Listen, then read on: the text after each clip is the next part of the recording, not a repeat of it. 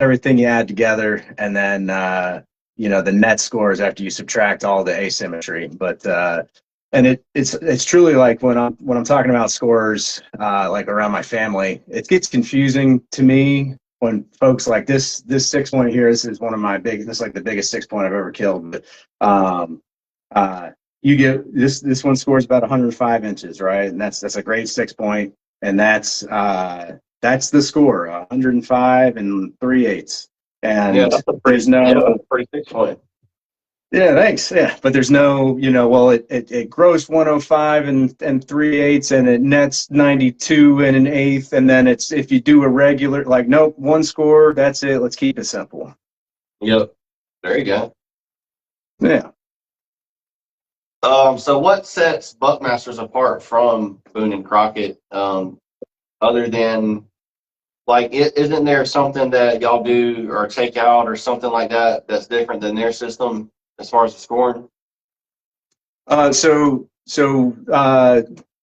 Buckmasters, until last year, we actually did not include inside spread. But in the last, I think it was about this time last year, Buckmasters has decided to add in inside spread. So that used to be kind of the trade-off. Okay. Buckmasters didn't do deductions, but they didn't include the spread either. But now we do, because a nice wide deer, you should get credit for that too. Is kind of the mentality. So that's the big difference. For our record book, you need 120 inches with archery to make it into our book. 155 with a rifle. I believe Boone and Crockett is 125 with archery, and that's after deductions. There's also some other little nuances, like Buckmasters has several different categories based on a combination of things.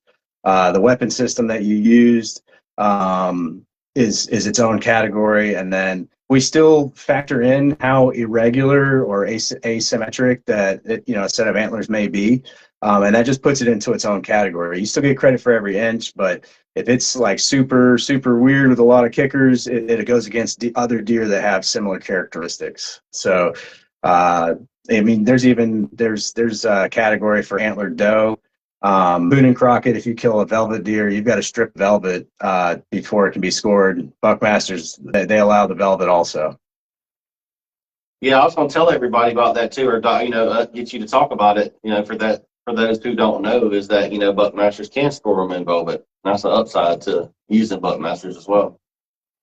Yeah, Pope and Young will let you submit with velvet also, Okay. but yeah, so Buckmasters, Boone and Crockett does not. Okay, I got you. What's the biggest buck you've ever scored? Yeah, so about I think it was right before turkey season, so early April. I actually scored what is the Buckmasters state record here in Georgia, and so that was a 282-inch monstrosity.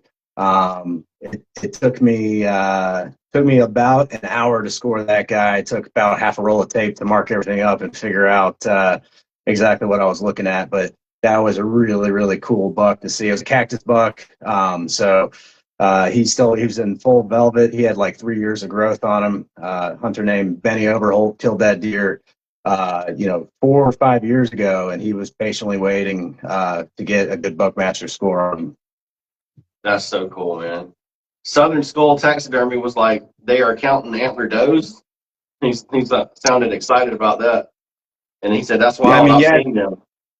Yeah, it's got to get 120 inches. That's a huge antlered doe. Yeah, and that's with a bow. But yeah, man, I'd love to score one of those. I know, that's pretty wild. Man, wild times. But yeah, that's the one that in the post advertising us talking tonight, that was the one that you were just talking about, right? I think it was in that post. Yeah, it's on my profile picture, actually. It's me taping that guy up. Yeah. Tell everybody about the tape. I know about the tape. Tell everybody that about the kind of about the ball and all that. I thought that was pretty cool.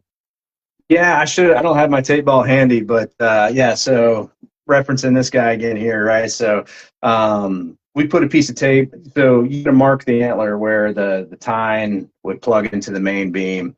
And so some folks will draw right on the antler. with pencil. I see it all the time when folks are like, yeah, somebody else has scored this for me, unofficially, and then they got pencil marks on their antlers. So I put like a little 1-inch square of tape right where the tine plugs in.